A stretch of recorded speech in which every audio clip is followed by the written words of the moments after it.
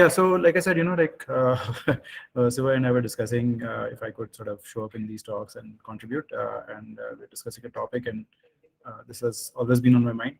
So I had a long experience at Qvol on the ops side, even though I didn't know I was signing up for it when I started the company. I wrote a bunch of chef code. This was back in 2011, 12 era, like more like 2012. So containers were still not as popular, and certainly there was no Kubernetes at that time. So people used to use Chef and Puppet and Ansible and all those kind of things. So we went with Chef. I was actually pretty proud of what we did. We had sort of like Helm chart kind of stuff. We had like chef recipes that would describe our whole software, and I wrote a good chunk of that with some of my colleagues. Ended up managing a pretty large engineering team. Then, at some point bought an ops leadership. And then, one of the hardest parts for me as a leader and a manager was resolving the conflicts between operations and engineering. And yeah, it doesn't happen in every company, but, I think it was a little bit more prominent in ours for multiple reasons.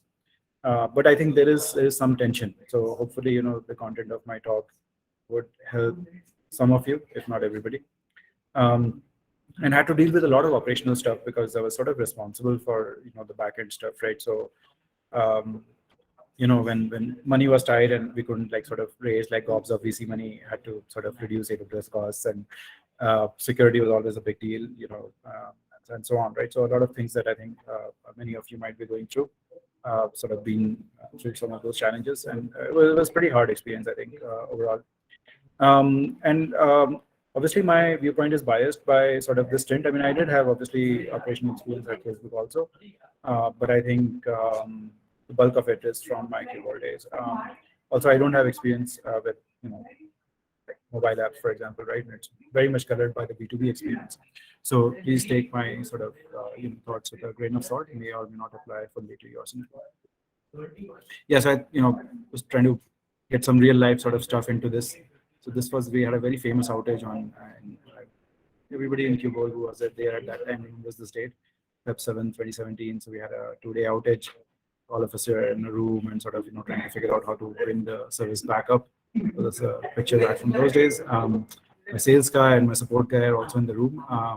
I should have maybe circled them out so you can see that it was kind of they were breathing down our necks. So this is sort of the content of the discussion, and would love to have a chat anytime you want to speak up. Just sort of just interrupt me. I think it's better to have a back and forth discussion. So like one is I just wanted to get a consensus in the room, or at least check your pulse as to what is ops. That term itself is sort of an overloaded term. And then of course once we have a little bit of discussion around that. We'll spend a bunch of time discussing should operations be separate from engineering. There are different configurations and people run things in different ways. I would like to discuss that a little bit. When should we split ops? So I think if I'm right and a bunch of you are sort of really early stage, nobody does ops as a separate team on day one. I mean, I don't have a separate ops team right now. But there is a time to split it off. So maybe that's a good thing to discuss. And when you do split it, how do you divide work between engineering and operations team, right? Because on day one, you usually just have enough. And that's something that they don't teach you in college, right? Like let's put it that way. So that's a topic on which I had a lot of cycles to think about, and I'll just give you my point of view. So let's do a quick poll. You can just sort of I guess we can just do some messaging on the Google chat. Like, so I listed down a bunch of activities that happen in any SaaS company. Let me just ask you this question: like, should ops own all of these? So taking care of alerts, reducing cloud costs by optimizing hardware, running security checks for like compliance, pushing software upgrades, bringing up new deployments, deployment automation, infrastructure as code, deciding the database type, right? So let me just do a quick straw man. Let's say I say that operations owns all of this. What would you disagree with? Like, which ones do you think operations should not own? I'll just wait on the channel and just see message.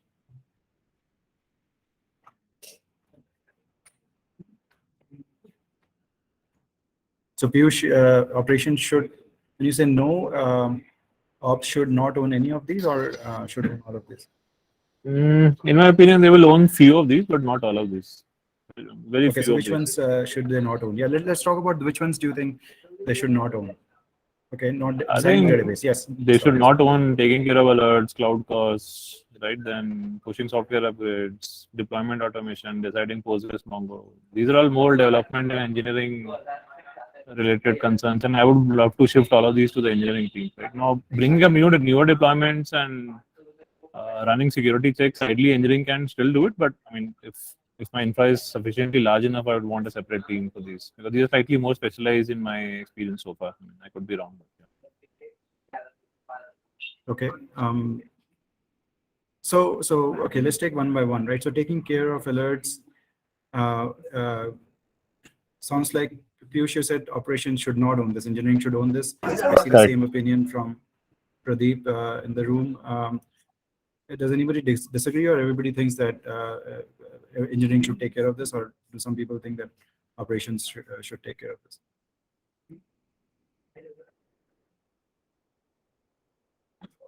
Okay, there's at least some diversity of opinion. All right, I think we're going to get a range of views. I'll give you mine. So in my sort of answer would have been obviously not the database type, and that's like pure software architecture and so on. I would actually push most of these to ops, and I would make a case for that here. And let's have a brainstorming session. Yeah, let's. So in my mind, everything other than the last one, ops should take care of. Obviously not like.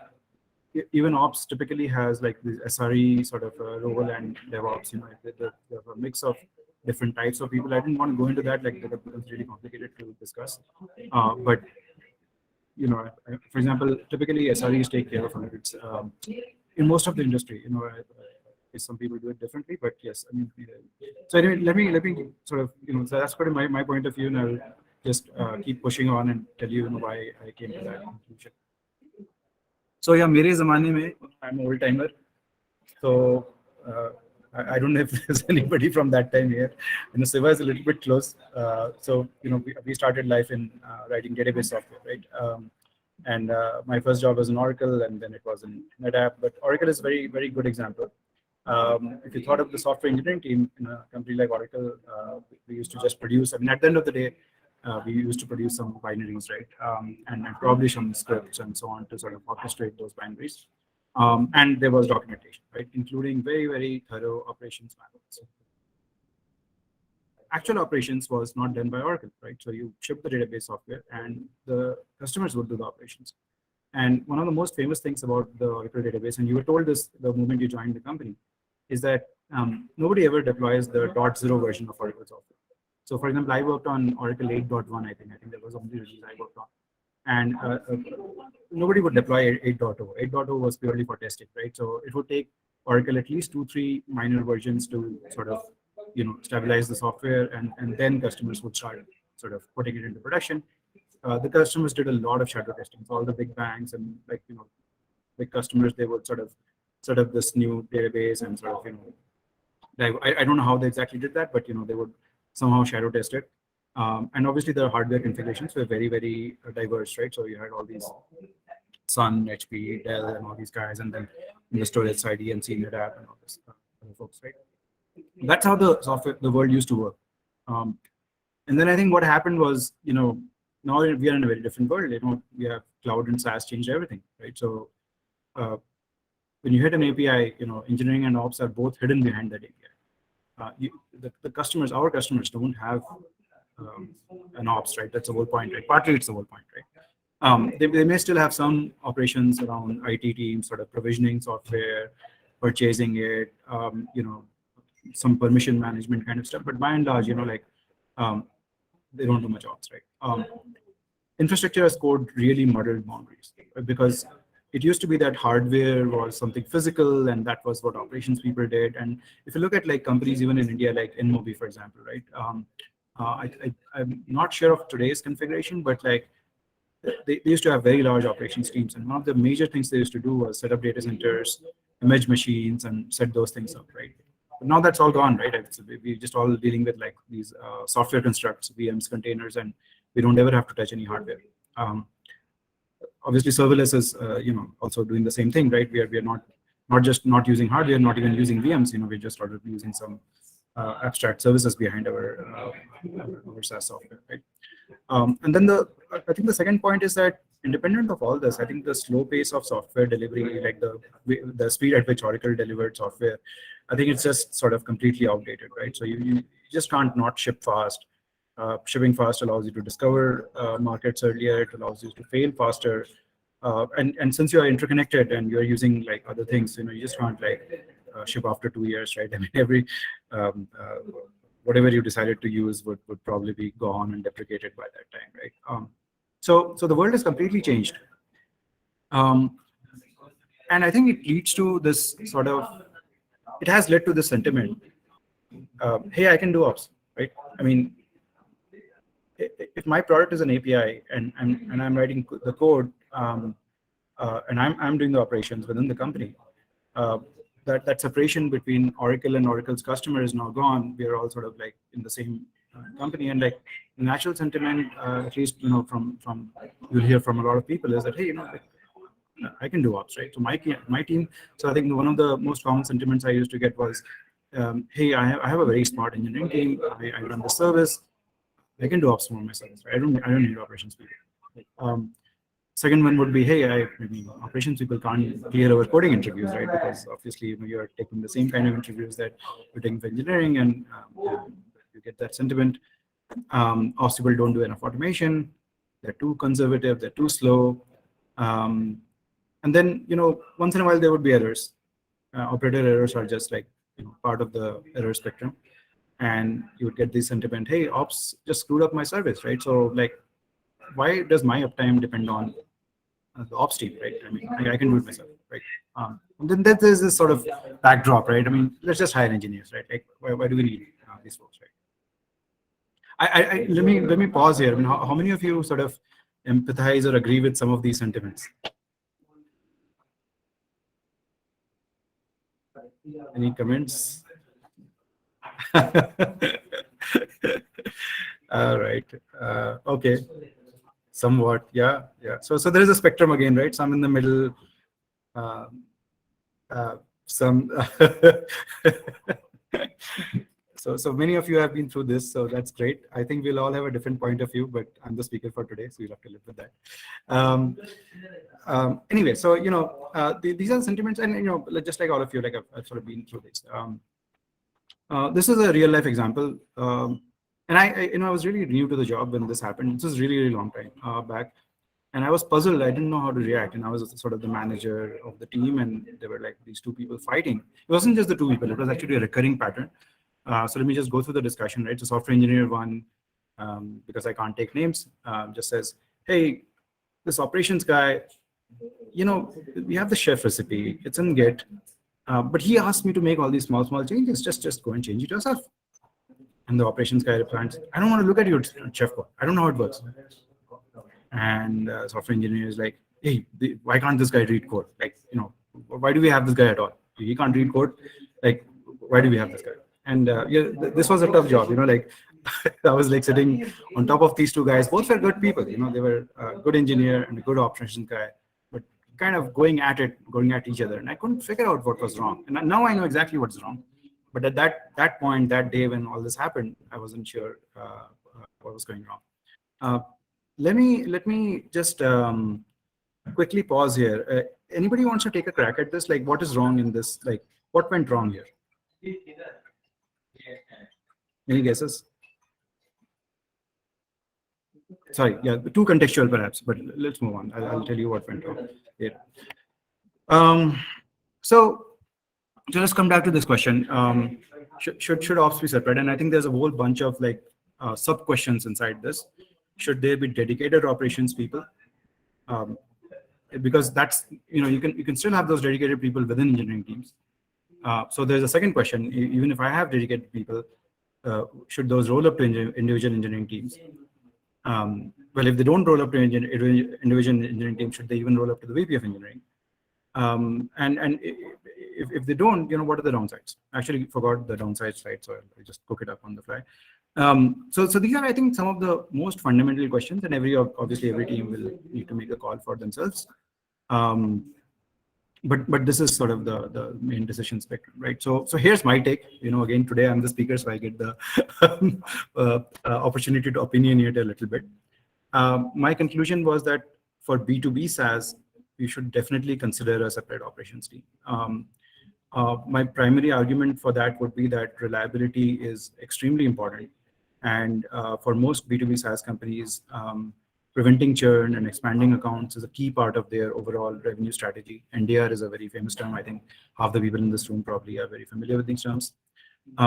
If you have, like many B2B software these days, like they have these requirements of lots of deployments because, they have to set up separate EU deployments or separate sort of, Middle East deployments or whatever, right? Because of data residency concerns. Not everybody, but a fair number of them have to do that. And when you do that, you end up with lots of like deployments of your stack. Testing is super important, and that means that you need to have also production-like testing, which also is kind of, leads to this whole deployment kind of thing. Like your internal pre-production test environment should be as close to production as possible, which also requires managing it in the same manner. Right? And I'll come to why this sort of feeds back into the decision-making process so prominently. For B2C, I think it's not as clear, which is why I think if you go around and talk to different people, you get very, very different points of view.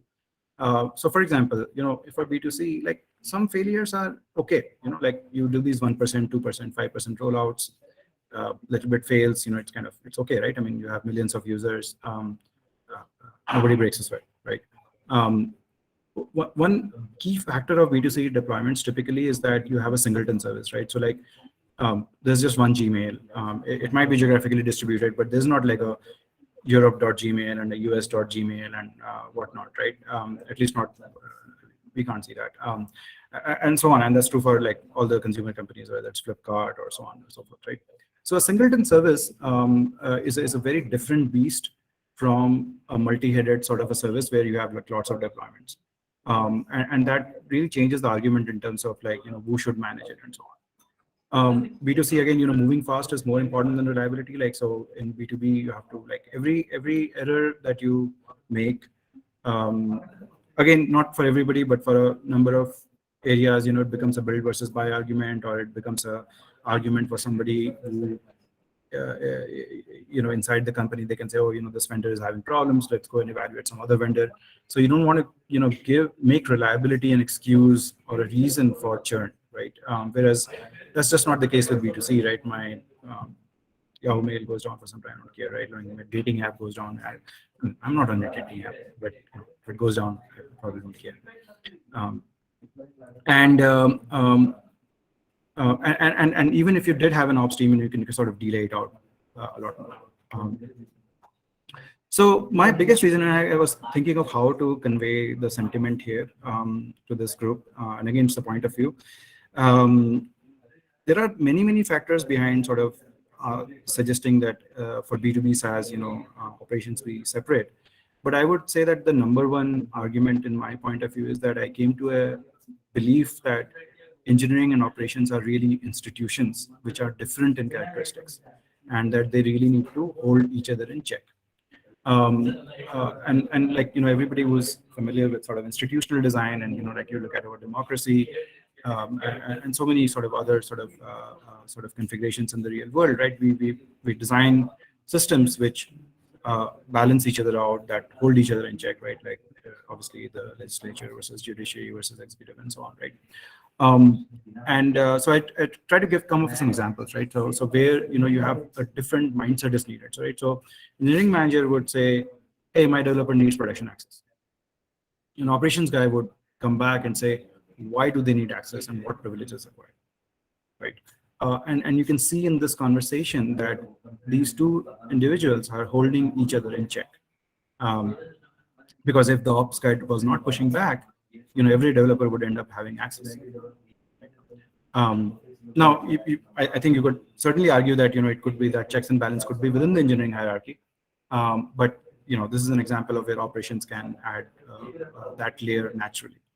But let's look at the second example. I think here, even the organizational hierarchy actually doesn't work that well. Again, some of you might disagree with this, but a VP of engineering, has to ship a release. He's just sort of committed to customers, certain date, time frame, and at some point he's like, yeah, guys, let's ship this. Right? Now, if you think about it from an operations guy's perspective, he's really the owner of the deployment. Right? If the deployment, if the site goes down, if it gets broken into, he's going to be the guy who gets hanged, right? And his answer to this would be, hey, how do I know that this release you are pushing will not break my environment? Right? And to me, like, this is the fundamental sort of tension between these two roles and why they should be separated. And if you collapse these roles, of course, everything is up to like people. Like some people can hold two hats at the same time, but it is really, really difficult to be both for and against a thing at the same time, right? And that's where this whole institutional way of looking at things, I think, really helps, and why I believe that these are really two different institutions. So let me actually try to again do something interesting. So here's a problem we faced. This is the picture I showed you about the downtime and all of us in a room. Actually this was sort of the thing that happened in the background. I wanted to just describe you to the problem and just see what people in this room would have done. So basically in our architecture, which was a very simple architecture, we had a death spiral problem. So the issue was that our primary application endpoint used to use a single database. So it had all the application sort of tables, but it also had a job queue inside that same application. The way the queue was built and sort of the code was written, and actually this was a third-party software. This was one of the open source libraries, so it's not like we designed it this way, but that's just the way it worked. Is that when the queue became long, dequeues became really expensive, because there was some kind of sorting, something going on, in the dequeuing sort of logic, which made the queries really expensive. So as long as the queue was like, 5, 10, it was perfectly fine. As long as it became 100, 200, it sort of started sort of, there was a death spiral would begin. When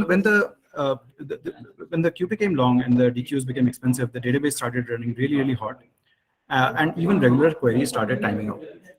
And then what happened was that these workers that were dequeuing items from the queue, because in order to perform the job, they needed to make database queries. So it kind of became a sort of a deadlock and a death spiral situation where the workers would dequeue these jobs, but they would stall and they would like time out and retry and whatnot, because the database was so small that they could not make progress, right? And in the meantime, the new jobs would keep coming, right? So this was a problem. Clearly, the moment you hit this problem, then that's what happened on that day is like we tipped over and like we just had a meltdown and we just couldn't do anything, right? The site was down, the queue was down, the jobs didn't make progress, and we were just trying to figure out how the hell to fix this, right? And every time we tried to fix it, actually what happened was we went back into this state. So it was really difficult. Anyway, let me again pause here and let me ask this group of people, what should we have done on that day? All right, so one is fix the algorithm, great.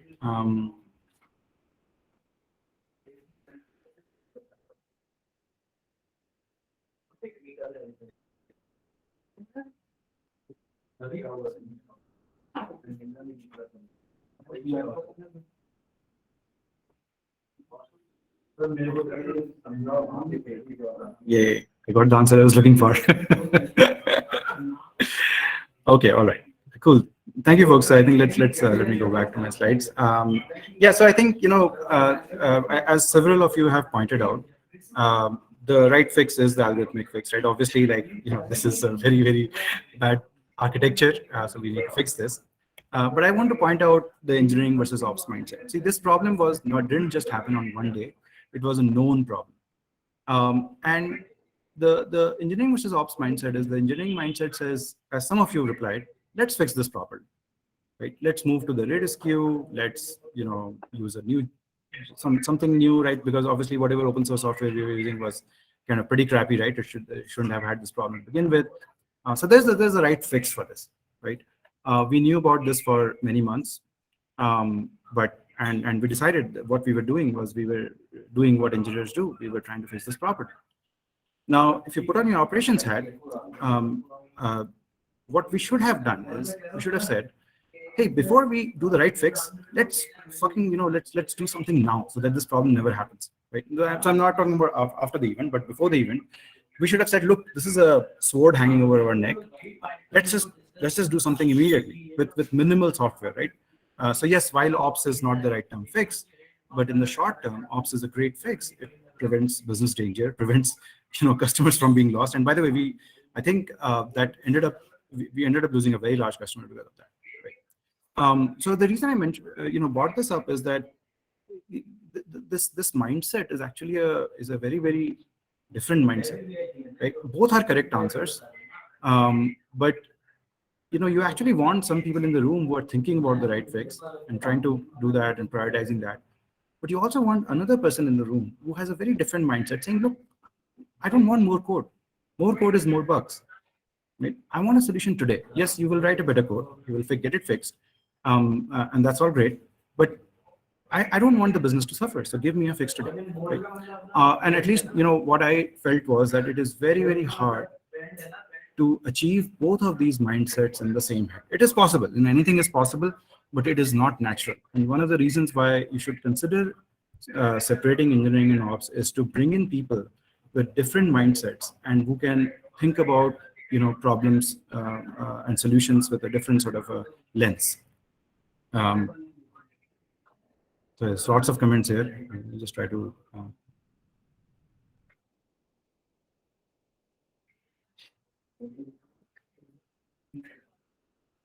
Yeah, so I think so hot discussion, right? I think I agree with all of them. I think the challenge is that what is that famous quote, right? Like holding two contradictory thoughts in your head, it's really hard. It's a sign of genius. It's really hard. Don't do low probability stuff. You're running a business. You want to do high probability stuff, right? So when you also as engineers think about this scenario and think about different ways of solving, also think about what's the easiest way of solving this. And I would argue the easiest way is to get two people into the room, one of whom is a great forward-thinking architect and will fix your system long term. Another one is a great operations mindset person who sort of just thinks short term and saying like no code, I want to just fix it, right now. That's, I would suggest, the simplest solution to this problem. There are simplest as in the highest probability of finding a workable solution. There are low probability solutions like I can hire a great person who can do both of them, and maybe I was doing some of that, right? But I don't believe it myself. I think it's a very, very risky path. Anyway, let me move on. So now let me go back to like all the arguments here, and I have, I had to make rebuttals against a lot of these. So I'll just put out my rebuttals, right? Which is my team can do ops for its service. Yes, that's correct. But what if your service grows large, right? You're just sort of like, whatever the argument is, it can be recursively pushed down to your service, right? If the company is getting large, your service could get large. Or for example, if you are standardizing on a certain methodology across the company, you can't leave your service sort of out of it. Ops people can't clear our coding interviews. Well, that just brings to mind this very famous cartoon, right? Don't measure a fish by its ability to climb a tree, right? You're not hiring an engineer, you're hiring somebody with a very different skill set. Ops people don't do enough automation. Well, that's true. I mean, one of the things I always found talking to engineers is that there's this utopian sort of view of the world, which is that, hey, everything should be automated, right? But the reality is that automation is always catching. Like, yes, everybody agrees on that. You should automate as much as possible, but it's always catching up. And then, I was just trying to make this talk a little interesting. I found this nice little XKCD about automation, which I think is captures the sentiment. I'll just give you guys a little bit of time to just look at this.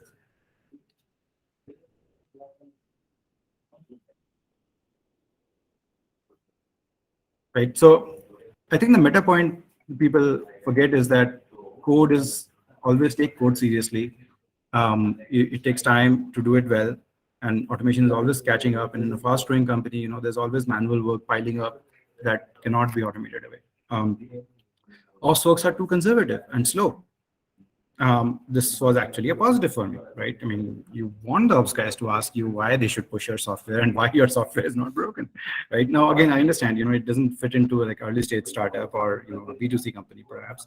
But if have a large revenue stream in your B2B SaaS software, you want them to be conservative and slow. And you actually turn the switch around and say, well, if you don't think that's a quality for an ops person, maybe you are not the right person to do this job, right? Ops errors screwed up my uptime. People always look at other people's failures, right? What's that? There's a very famous principle, right? You always blame other people for your failures, and you always take credit for all the success, right? I forget what the name is. A very, very famous principle. I don't know if anybody remembers here. But the question can be flipped around. I mean, software engineering teams ship a lot of bugs too, right? I mean, so you're always going to have failures on either side, right?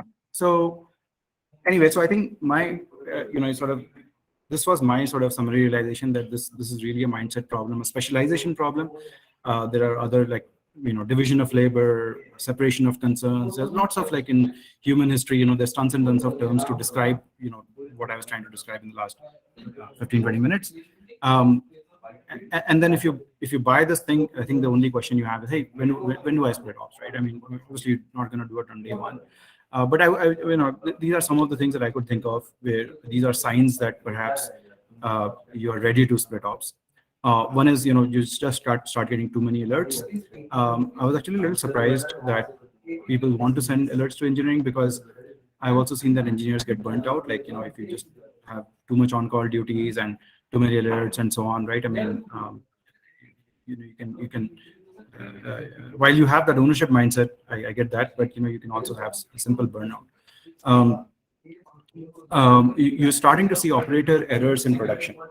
I think this is a very good sign that you need people with a different mindset, right? You don't have enough documentation. Engineers are very, very ad hoc. They really don't have that kind of background and training to sort of document everything thoroughly, and so on and so forth. And if you start seeing this, it's a sign that something is wrong and you need to fix it. Actually, let me ask another quick question. I don't have it as a poll, but how many people here religiously follow making sure that every command in production, somebody's standing by and reviewing that command, like a buddy system kind of a thing?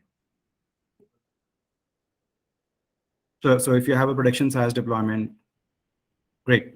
So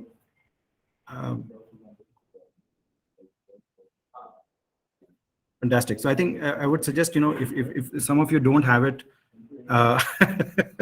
I know you're lying, but yeah. So if you don't have, this practice, you should definitely have it. But to me, this is a classic practice which is not common in engineers. It's very, very common to be the other way around. It's like, I'll just go and run something, right? And it's so much easier, once you have people who come from professional operations background. They're like, yeah, this is 101. We are always gonna have a review system on site before we run a command, right? You saw what happened with Atlassian, right? In spite of the review, they deleted all those sites. I don't know how many of you went through their incident report. They ended up deleting 750 customers Atlassian deployments by mistake, in spite of a review process. So anyway, if you have to manage a lot of deployments, so I think this is pretty unique to some B2B companies. You have this, as I described earlier, sort of a lot of different sort of private tenant systems or regional deployments and so on. Those are really, really hard to manage, in my opinion, from the engineering team. That's something that screams for operations. Other signs, telltale signs: your cloud costs are out of control, and you have unfettered dev access, and your security guy is saying that's just not acceptable anymore. These are all examples of you need some change. Now, if you were going to separate it out, which I think not everybody here agrees, but anyway, let's say we did want to separate it out. How should we separate it out? Again, some thoughts from my side. I would actually, I think the nice thing about putting this deck together was that that whole story about Oracle and how it used to ship software and others used to sort of operate it. Actually, it's not something irrelevant, because it turns out, at least in my opinion, that the way you would divide these groups up is similar to what was the division between that old database software company and its customers, right? So I would first of all say that, let ops take care of all the alerts, particularly because of the 24/7 requirements, because you get always in any alerting system, you get a fair number of false positives. And it's no fun to sort of, just check those alerts and say that, look, it's all clear. You can't wake up people in the middle of the night for that. So, people use SREs for a reason. You should just sort of just have SREs to at least take care of false positives, if not anything else. Let ops take care of all hardware and infrastructure, right? Which means that managing the cloud accounts, other SaaS services that you use and depend on, resources provisioned in the cloud, like RDS, KTS, VPCs, Kafka, whatever, right? Whatever you're provisioning in the cloud account, including provisioning automation, right? So if it's part of your software bring up, you have a stack you bring up, that's something, that's actually the most contentious one. So I'll go a little bit deeper into that. But I think some of these are sort of very, very simple, and you can see at least that in my mind, we have ended up at an analogous situation to Oracle, right? Where the Oracle's customer is responsible for the hardware, they deploy the Oracle software, but the hardware is something that they manage on their. IAM, obviously, because of security reasons, cost optimization, security scans. This is kind of just not engineering. You have to, again, my 2 cents, my opinion, sit down every week, 2 weeks, look at vulnerabilities, look at what you can do better, look at how you can reduce the next $1,000 or $5,000, whatever it is, and it's just not fun. It's just not the kind of stuff that engineers are used to. So I would definitely put those kind of things, particularly related to the hardware, in the operations bucket. The second one is this whole institutional thing, right? I would hold operations accountable for the health of a deployment and make them responsible for software upgrades, right? And not in the sense of hitting that push button, right? So I would say the operations head should have their own checklist, right? They should be the institutional pushback against engineering and saying, look, why should I deploy your software? Have you done, all the QA? Have you tried this? Have you tested on the production database? Have you, so on and so forth, right? That they manage the schedule, because they are going to be the prime responders. So from schedule management, and they will manage, let's say, a worldwide deployment. When is the push actually going to happen? Post push tests. So while of course the tests can be written by the QA team or the engineering team, but running them, making sure any post push tests are clear, and any other post push checklists, I would again push it down to the operations. Right?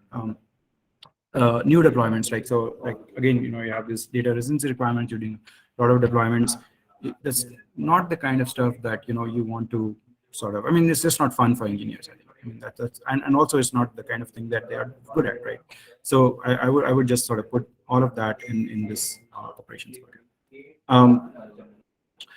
Engineering obviously delivers the software, and I think in today's time and age, it also delivers the service architecture and implementation, right? So this was, at least for some time, and I wasn't super clear on it, but I think it's pretty clear that how you map your software into something like ATS or ECS or whatever sort of backplane you're using is something that's too close to the software architecture for the engineering team not to own. But I think particularly on this mapping part, the lowest level, right, mapping, it's something that operations should sort of co-own, right? They must understand the service architecture. They must understand the data flow and so on.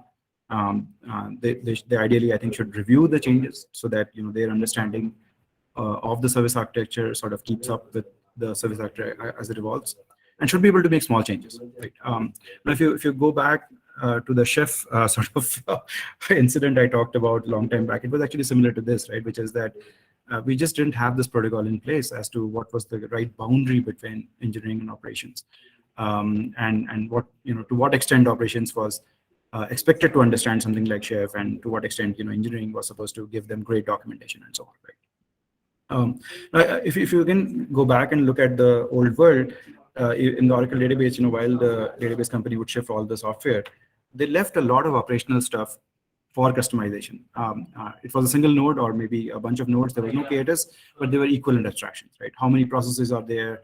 What's the memory size of those processes? Where does the log file live? How many data files are there? How do you add data files? Blah, blah, blah, right? There's tons and tons of these sort of lower level stuff, very similar to the kinds of decisions you make when you provision hardware for a software, right? And all of those were done by the ops teams in the customers. Oracle would describe, down to the last T, they will perfectly describe how these things can be managed and configured for different environments, right? And operations teams all over the world could take that and run with it, right? As close as you can get to that, I don't think it's possible to be as professional as they were, because it's a different world and you have to move faster and so on. But I think that philosophy of making your hardware configurations very, very transparent and operable by other people, I think is very important. But that was my primary thrust here is that the engineering team should think that I deliver software artifacts and some sort of these Helm charts and all the stuff, but they have to deliver an operable product. I think one of the things I really felt was that we all have product managers in our companies, and the product managers only care about how the product looks to external customers, right? But once you have the split, or you believe that there's at least some kind of a virtual split between engineering and operations, the operations boundary of your software is also a very key product interface. And I think most people don't think like that. Most engineering teams, particularly the ones you have at the bottom of your stack, they are particularly unlikely to think like that. And so this to me was a recurring problem. Like, so, engineering team must catalog like all the alerts and the runbooks, right? So obviously, we don't want them to wake up in the middle of the night or at 3 a.m. to look at a false positive and to sort of, clear it off. But it is extremely important for them to come up with a list of alerts and say, okay, look, if you get this alert, what do you have to do to find out if it's a false positive or a true positive, right? Similarly, we have all of our software gets riddled with all these options that you can control and change the characteristics of the software. But I don't know about you, but at the lowest level of the software, because it's all SaaS, it's like, yeah, it's all in the house, right? I mean, like, we know where it is, right? It's in that file, in that Git repo, right? Just go and read it up, right? That doesn't work, right? If you want operable software, you have to catalog those options. What are the implications of changing it? Ideally, I don't have to list the legal values; they are all checked and so on. But in practice, the more documentation you can do there, the better, right? The safer you are, right? Catalogs any assumptions in terms of hardware deployments. Fundamentally, treats operations like a customer. Doesn't expect operations to read code, and thinks of operability as an important product feature.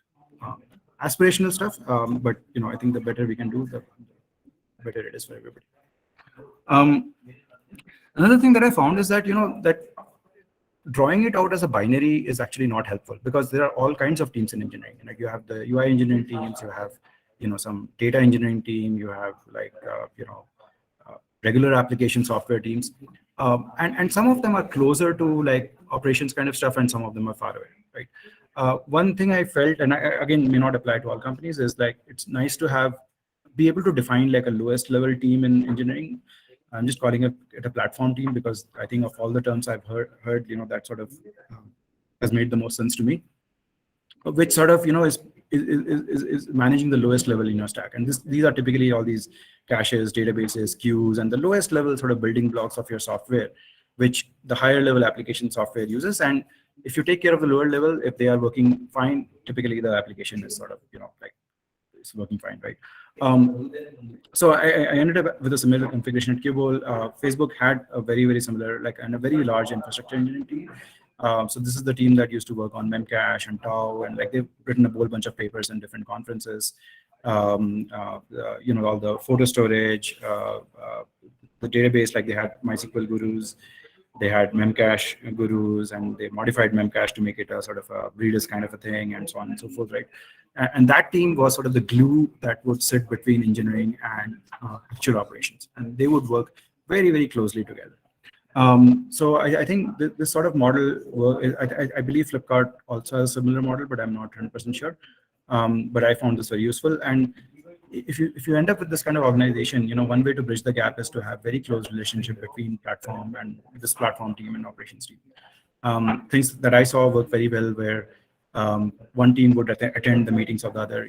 There would be at least some participants who would go and attend sort of the meetings of the other counterparts. There would be joint projects. You would, in some cases, review each other's code and so on and so forth. So that's kind of all I had on the boundary one. I want to sort of then just close this discussion with sort of my observation that great ops people are actually very different from great engineers. When I think of a great operations person, the things that I really sort of look for are extreme thoroughness, detail-oriented, defensive thinking, a mindset of continuous improvement as opposed to sort of revolutionary improvement. People who are excellent project managers. A lot of operations is actually about every day showing up and like crossing off something off, right? I mean, just having a checklist, having a project schedule, having a roadmap for continuous improvement, and just continuing at it day after day after day. Can be very, very, I believe, very, very counterintuitive and sort of not what you do in engineering typically, right? And of course, calm under pressure. They sort of have to sort of deal with firefighting. As you can see, these are not necessarily what you would expect from a great engineer. I mean, of course, many engineers have these properties, but if you asked a random person in this group, what are the attributes of a great engineer?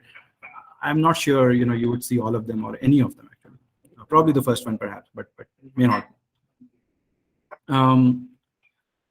I would actually again go as far as to say that and I know this is probably a radical viewpoint, that should operations even report to the VP of engineering. I ended up with this sort of thinking that, hey, if the VP of engineering is primarily there for releasing software and for pushing new functionality, how can they be managing both of these halves, right? Like pushing the software and actually stopping the software, right? Now, of course, it's all dependent on the personality, and like there is no one size fits all. And of course, the more experience you have, the more hats you can wear, and the more you can balance things out, and so on and so forth. But there is, I think, a very good argument for thinking along these lines and thinking, how these two opposing things can be balanced. And maybe, in large companies, there's a notion of a chief operating officer, somebody who's responsible for the business as a whole, or it could be a general manager of a business team. And I would make an argument that they might actually have, a VP of engineering and a VP of operations report directly to that focus point, to the person who is responsible for managing the business. I would go that far, because I do believe there's fundamentally sort of different mindsets and different sort of interests they are representing. Anyway, I think that's probably a pretty radical point of view. Let me stop there and take questions, messages, and so on. Yeah.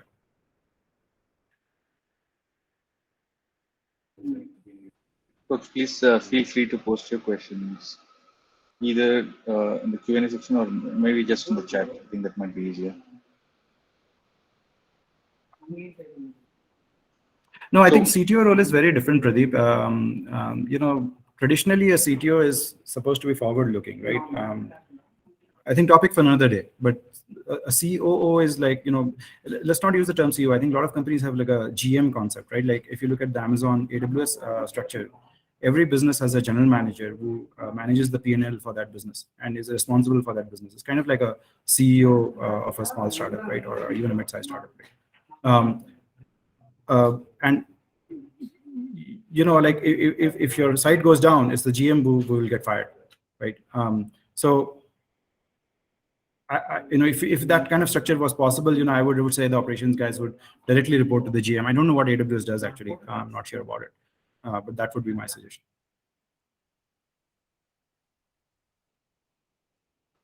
So there was one question, Joydeep, earlier. I forget who posted it, which is are you really talking about separation between development team and ops, and are both of them engineers?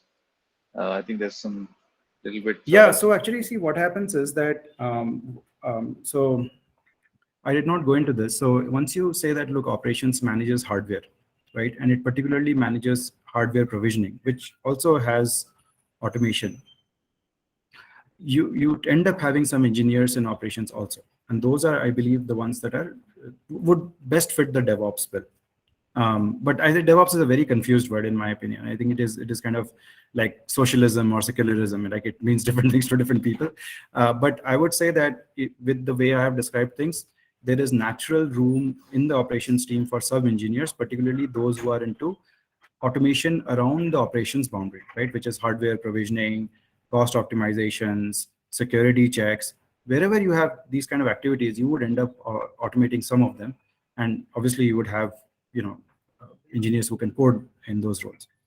Having said that, again, is the requirement the same as for a application developer? Probably not, right? Very contextual. Yeah.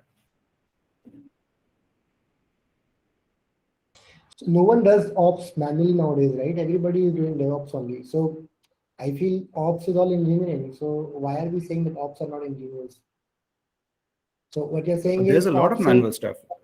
When you do a push, right, you have to obviously you have to press the push button, then you have to do all the post-push checks. You have to run the smoke test. 24/7 coverage, that's what I asked. You have to collaborate with the security guys and sort of run their security checks once in a while, to work with the compliance and the audit teams. There is a ton of manual stuff. There's sort of, let's talk about a simple thing like cost optimization, right? I was actually, I've worked with a lot of small teams. I was telling them, you ship the software, right? You are engineers who ship the software. It's running on what, M5 type or something, right? God knows what, right? Now, somebody has to wake up every day and say that, look, how am I going to reduce the cost of this, right? Maybe I need to try out the M6G tribe. Who's going to do that? How is that automated? we use Kubernetes, Docker for that, right? Like serverless architectures. That's just how you ship software. But somebody's going to have to try out that combination, right?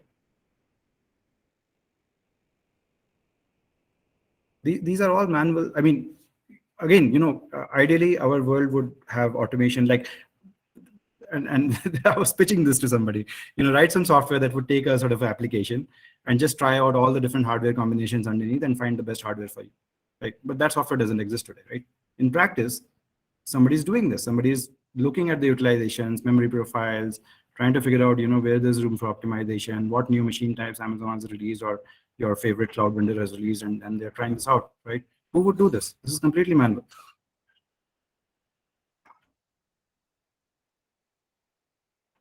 Hey, Joy, can I ask a contradictory question here? Yes. Wouldn't you sort of not get into this situation in the first place where you have to optimize if you size? No, I mean, actually, that's why I picked on the hardware. Hardware keeps changing independent of software.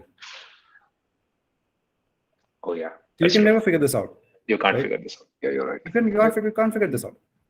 Right? Your security surface, right? All the different attack forms and the kind of security software you have in the market to deal with those attack forms. It just keeps changing. You just have to work with the security team and run those checks. And the patches. Yeah. Patches, yeah. I mean, patches, you could still argue that's core, like at least to the extent that, the application, so the engineering team is shipping the container, yes, and that could be all patched. But yeah, the basic image, certainly, yes.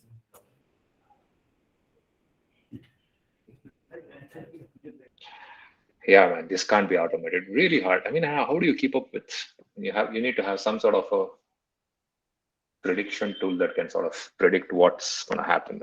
Yeah, so I think, the meta point here is that, we all love automation. We all love to create companies that can do this kind of automation. I was telling somebody that there was a company called Runbook, which was bought out recently by Atlassian, which was purely into runbook automation, right? And I saw that problem, right? Because you end up with these runbooks for the alerts and people are just running them manually. So it makes sense, if you can alert somehow. I don't know how they automate like something as sort of, it's not very standardized, right? So, but they did it, right? So the meta point here is that automation is a moving sort of needle, just like, manual tasks are, right? And what happens in real life is that there's always some manual stuff left over which is not automated. That's not an argument for not automating. It's just like the way the life is. Right. And you just need people, to cover what cannot be automated, right? And 10 years from now, whatever we are discussing today, maybe there will be a hardware selector, right? Like that, scans hardware automatically and finds the best one for you, right? But some new problem would be there that would require manual intervention, So basically what you're saying is the DevOps are going into the engineering only, and operations, you meant ops wise is entirely manual ops, right? So DevOps are actually engineering team only. That's what I'm understanding from your conversation. No, I did not use the term DevOps, as I said, because it's a very ambiguous term. as I described to you, by my definition of engineering is very straightforward. Engineering ships software artifacts. Those are your typically in today's age, they are containers. It used to be binaries. They ship the Helm charts and the way you orchestrate those containers and those binaries, and they ship the documentation in the operators manuals, right? For example, here are the 5 alerts, right? Here are the 10 commands. Here are so on and so forth. These are the 5 options, right? That's what engineering ships, right? Whether you need app engineers, DevOps engineers, you need, I don't know what kind of engineers, I don't care. That's what engineering delivers, right? Anything outside of this is essentially operations, right? You take those container images, you take those way those container images are deployed and sort of orchestrated. You take those list of alerts, setting it all up, running it, responding to the alerts, executing the runbooks, running the security checks, optimizing the hardware. That's all operations. I don't like this term DevOps because it's very confusing. Joy, one suggestion. Maybe you can give us a scale, give us a sort of idea of the scale of operations at Qbol at peak, right? What was, just sort of. Yeah, so I think we ended up with SREs, like people who were, so the SREs were mostly doing manual stuff, right? So they were responding to alerts, plus they were picking up some of these projects around hardware optimization, around security stuff, uptime checks, the various miscellaneous things, right? So I think those, we used to call them SREs. I think other people call them other terms. I think we had a team of maybe 5-6 people. Now, obviously, that's relative to our footprint, right? So our footprint, if you just try to remember, our footprint was probably a few hundred machines at least of our own, and obviously we are managing customers' machines and so on. Across different, I think the complexity was not in the number of machines, the complexity was the number of deployments. So we had a lot of deployments. We had at least half a dozen deployments. So that was kind of like the SRE team for us. We also had we were trying to outsource it, trying to get some, because 24/7 is really hard. So we're trying to, get some help for that.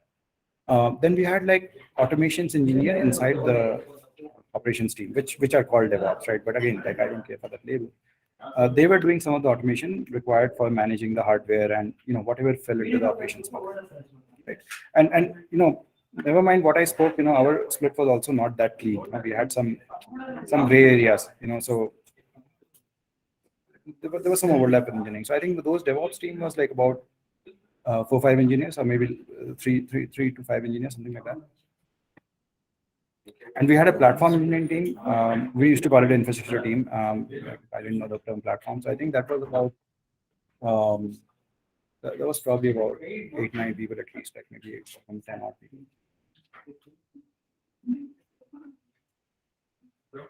Does that help? Yeah, that's useful. Any other questions? A little over time. Nobody has any final questions?